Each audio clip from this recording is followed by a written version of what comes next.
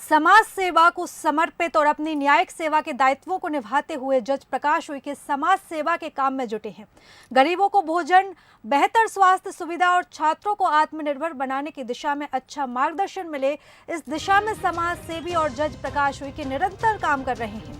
प्रकाश उइके ने कोरोना काल में दवाई बैंक बनाने की अनूठी पहल की, जिसके जरिए लोगों तक दवाइयां और औषधियां पहुंचाईं और शहर के नामचीन डॉक्टरों को निःशुल्क इलाज कराने के विशेष प्रयास भी किए। इसके साथ ही उत्तम स्वामी अकादमी के जरिए 2500 से ज्यादा छात्रों को निःशुल्क कोचिंग दे रहे हैं, जिसमें छात्र प्रतियोगिता परीक्षाओं की तैयारी कर रहे हैं। इसके अलावा उन्होंने जनजातीय क्षेत्र में 5000 से ज्यादा आदिवासियों का नेत्र परीक्षण करवाकर 1000 से ज्यादा लोगों का सफल निःशुल्क मोतियाबिंद का ऑपरेशन कराया है।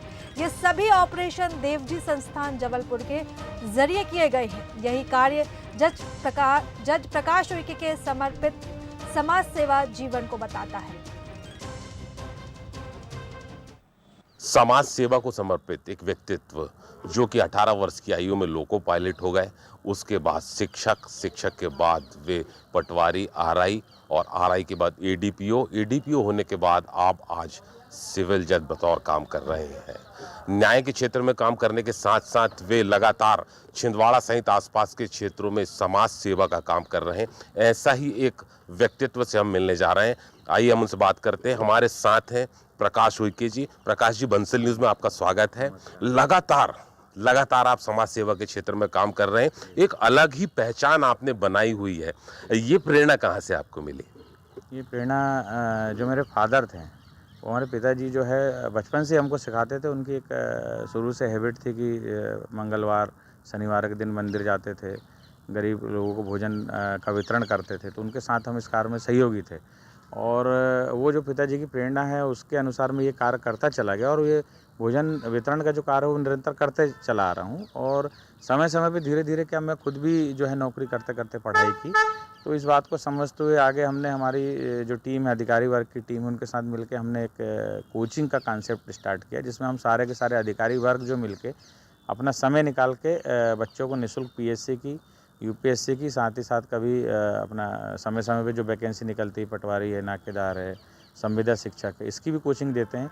और साथ साथ रिसेंटली हमने अभी सिविल जज और एडीपीओ के लिए भी अन्य हमारे जो अधिकारी साथी हैं उनके साथ मिलके सिविल जज और एडीपीओ की भी तैयारी शुरू करा दी और इसके अच्छे परिणाम हमको मिल रहे हैं। स्वास्थ्य को लेके लगातार आप काम कर रहे हैं। आदिवासी क्षेत्रों में आपने काम किया, छिंदवाड़ा शहर में आपका काम दिखाई देता है। क्या काम है, किस तरह से आप इसको अंजाम देते हैं? मैं सर्वप्रथम जनजातीय क्षेत्र के मामले में बताऊंगा कि हमारा जो हर्रई, बटका या पांडुना का जो जनजाति बहुल क्षेत्र है, वहाँ पे हर दूसरा तीसरा आदमी जो है वो मोतियाबिंद से पीड़ित है, क्योंकि चूल्हे में खाना बनाने के कारण या चिमनी और इन सब चीज़ों का उपयोग करने के कारण उनको मोतियाबिंद की बहुत शिकायत रहती है। लेकिन ग्रामीण क्षेत्र में जन जागृति या जानकारी न होने के कारण वो ये समझते हैं कि ये एज के कारण हो गया।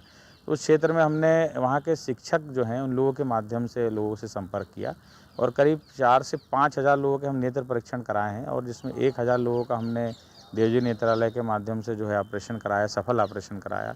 और ये काम अभी निरंतर जारी है और ये सब हमारे जो शिक्षक हैं या उस क्षेत्र के सचिव है, पटवारी है, इन लोगों के साथ जुड़ के और उन्होंने गांव-गांव में लोगों को सूचित किया और लोग हमसे जुड़ते गए। और हमारे जो हॉस्पिटल की टीम है, खासकर देवजी नेत्रालय की टीम है, उनके माध्यम से हम स्वास्थ्य के क्षेत्र में ये कार्य कर पाए। लगातार न्याय के क्षेत्र में आप काम कर रहे हैं, उसके बाद आदिवासी क्षेत्रों में, शहरी क्षेत्र स्पेशली छिंदवाड़ा में आप काम कर रहे हैं। ये तालमेल कैसे इन सब चीज़ों में आप बैठा पाते हैं? नौकरी मेरी जुडिशली की है, काम बहुत रहता है, लेकिन संडे या सैटरडे या जब कभी 2 दिन की छुट्टी पड़ती है तब मैं यहाँ पर आता हूँ। रेगुलर मेरा घर भी है। साथ ही मेरी जो टीम है करीब 200-250 लोगों की बहुत अच्छी टीम है। मैं कभी नहीं भी रहा तो हम लोग आपस में मीटिंग करते हैं गूगल मीट के माध्यम से और उससे करते हैं। जैसे कोचिंग का कार्य हमारा जो ऑनलाइन चलता है, तो उस ऑनलाइन कोचिंग में हमारे कई आईपीएस अधिकारी, कई आईएएस अधिकारी, कुछ रिटायर्ड जजेस हैं, कुछ मेरे साथ जिन्होंने तैयारी की वो हैं। तो वो लोग हमको जो है निःशुल्क कोचिंग में जो है बिल्कुल प्रोफेशनल अच्छी कोचिंग वालों की तरह 1 घंटे का समय देते हैं और हमारे बच्चों को आज 2500 बच्चे हमारे साथ जुड़े हैं, जिसमें 23 ऐसे बच्चे जो अभी इस बार इंटरव्यू दे रहे हैं पीएससी का। एक बच्चा हमारा अमर पाटन का है और वो सिविल जज में सिलेक्ट हुआ है। तो निश्चित रूप से हम जो प्रयास कर रहे हैं उसका हमको जो है सुखद परिणाम भी मिल रहा है।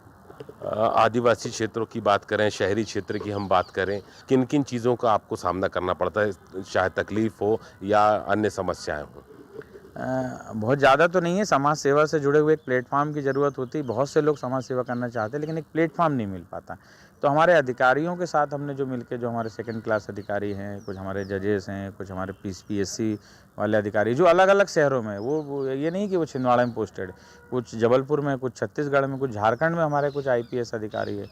हमारे छिंदवाड़ा ज़िले के मैं नाम लेना चाहूँगा अवध पवार जी, जो एक बहुत छोटे से गाँव बिछुआ के हैं, जो अभी assistant income tax commissioner Bhopal है, किंतु इतना बढ़िया हमारे बच्चों को गाइडेंस करते हैं। वो खुद वहाँ से 1 घंटा, 1.5 घंटा क्लास लेके पढ़ाते हैं। हमारे एक आरबी सिंह सर हैं, जो सब रजिस्ट्रार है, उसके बाद भी वो अपने जो है कार्लिन कार से फ्री होके 7 बजे से 8 बजे तक निरंतर क्लास लेते हैं। हमारे एक रूपेश कपाले जी हैं, लेक्चरार हैं, वो भी अपना समय निकालते हैं। तो ऐसे हमारे बहुत से अधिकारी हैं जो हफ्ते में 1 दिन, 2 दिन जो भी उनका समय निकलता है, वो निरंतर समय निकाल के हमारे बच्चों को गाइडेंस करते हैं, जिससे हमको जो है सफलता का परिणाम जो है सफलता जो है वो बहुत तेज़ी से मिल रही है। निःशुल्क कोचिंग आप उपलब्ध करा रहे हैं, लगभग 2500 बच्चों को आप कोचिंग दे रहे हैं। किन-किन वर्ग के ये बच्चे हैं और किस तरह की कोचिंग आप इसमें दे रहे हैं? इसमें अधिकतर जनजाति वर्ग के ऐसे बच्चे हैं जो बिल्कुल दूर गाँव में हैं, जो कोचिंग नहीं ले सकते। ख़ासकर उसमें हमने बच्चियों को ज़्यादा शामिल किया है। और वो बच्चियाँ क्या है कि दूर होने के कारण ये छिंदवाड़ा में रह के पढ़ नहीं सकती। लेकिन मोबाइल आजकल जो है गाँव-गाँव में हमारे जो सूचना क्रांति है, उसके मोबाइल गाँव-गाँव में पहुँच गया है और उसके माध्यम से गूगल मीट के माध्यम से वो बच्चियाँ जुड़ती हैं। हम उनको इंग्लिश स्पीकिंग, पर्सनैलिटी डेवलपमेंट ऐसे-ऐसे जो हमारे अधिकारी वर्ग है और हफ्ते में एक बार हम कोई ना कोई अधिकारी जो है उनका भी एक जो है मोटिवेशन वाला एक कार्यक्रम उससे कराते हैं, ताकि जो ग्रामीण क्षेत्र के बच्चे हैं उनको एक प्रेरणा मिल सके आगे बढ़ने की, पढ़ने की। हम चाहते हैं कि छिंदवाड़ा से अधिक बच्चे जो है पीएससी में और अन्य प्रतियोगी परीक्षाओं में सिलेक्ट हो, ताकि हमारे ज़िले के जो पिछड़े हुए जनजातीय क्षेत्र में अगर बच्चों की नौकरी लगती है तो उनका आर्थिक, सामाजिक और शैक्षणिक विकास बहुत तेज़ी से होगा। बहुत कम आयु में, मतलब 18 वर्ष की आयु में आप लोको पायलट हो गए और अभी बतौर सिविल जज आप काम कर रहे हैं। क्या तैयारी की, लगातार प्रतियोगिता परीक्षाओं को निकालते चले गए? ये सब मतलब इतना क्या, कैसे रहा ये सब? मैं ये बताना चाहूँगा कि मेरे फ़ादर चाहते थे कि मैं इंजीनियरिंग करूँ, क्योंकि वो भी इंजीनियरिंग से जुड़े हुए थे। तो मैंने सबसे पहले इलेक्ट्रिकल इंजीनियरिंग में डिप्लोमा किया पॉलिटेक्निक से और क्योंकि इंजीनियरिंग लाइन थी, फिर मैं लोको पायलट में गया, लेकिन मेरी इच्छा जो थी सिविल सेवा में जाने की थी। तो इस कारण से मैं रेलवे की नौकरी छोड़ के जो है यहाँ आ गया और यहाँ आने के बाद फिर मैं जो है ये नौकरी करता रहा शिक्षक की, पटवारी की। इस दौरान मेरा ग्रेजुएशन कंप्लीट हुआ और मैं लगातार तैयारी करता रहा।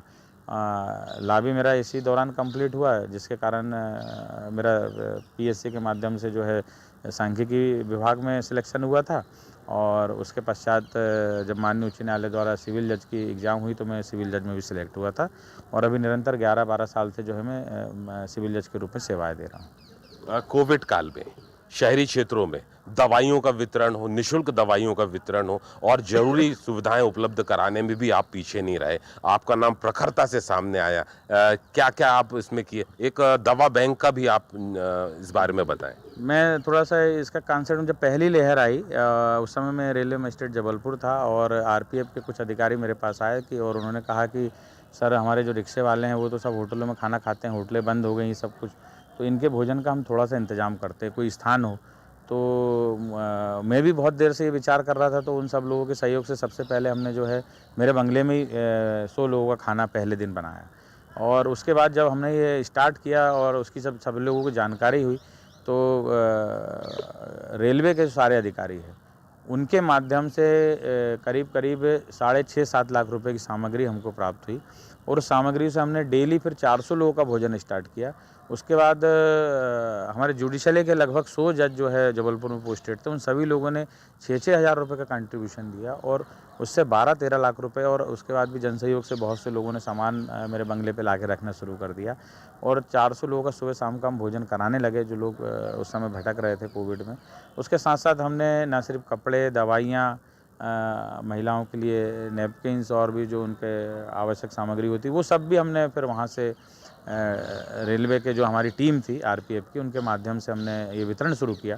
केमिस्ट थे, उन्होंने उसको अलग-अलग छाँटा और पुनः उसको हमने ज़रूरतमंद व्यक्तियों को अस्पतालों में देना शुरू कर दिया। तो इससे उस दवा का पुनः उपयोग हो सका और करीब इस तरह से 3.5-4 लाख की दवाइयाँ जो दूसरों के यहाँ रह के या किसी व्यक्ति के यहाँ रह के व्यर्थ हो सकती थी, वो लोगों के काम आ गई। और अभी भी हमारे मेडिकल बैंक में बहुत सी दवाइयाँ आती रहती है। कई बार ऑक्सीमीटर आ जाते हैं, कई बार लोगों के घर में जो अनावश्यक रूप से बीपी की मशीन है वो लोग ला के दे देते हैं, शुगर चेक करने की मशीन वो ला देते हैं, तो महंगी आती है। तो जो ज़रूरतमंद व्यक्ति है, जब हम कैंप लगाते हैं तो वहाँ पर उनका वितरण कर देते हैं। इस तरह चीज़ों का जो उपयोग हो जाता है। इसके साथ साथ हमने दवा विक्रेता संघ के साथ कुछ पलंग और कुछ चेयर, व्हील चेयर भी हमने ऐसी रखी, क्योंकि या इमरजेंसी में इतनी महंगी चेयर या पलंग आदमी नहीं ले पाता महीने 2 महीने के लिए, तो हम वो भी जो है उनको निःशुल्क उपलब्ध कराते हैं प्राथमिकता के तौर पे। ये भी कार्य हम लोग जो है मेडिकल के क्षेत्र में कर रहे हैं। ये थे हमारे साथ प्रकाश उइके, जो कि बतौर न्यायिक क्षेत्र में अपनी सेवाएं प्रदान कर रहे हैं। उनका मानना है कि समाज सेवा के क्षेत्र में काम करने के लिए दृढ़ इच्छा शक्ति का होना बेहद जरूरी है और वे इस समय छिंदवाड़ा के आदिवासी क्षेत्रों के साथ साथ शहरी क्षेत्र में विशेषकर शिक्षा को लेकर काम कर रहे हैं। अमित द्विवेदी, बंसल न्यूज, छिंदवाड़ा।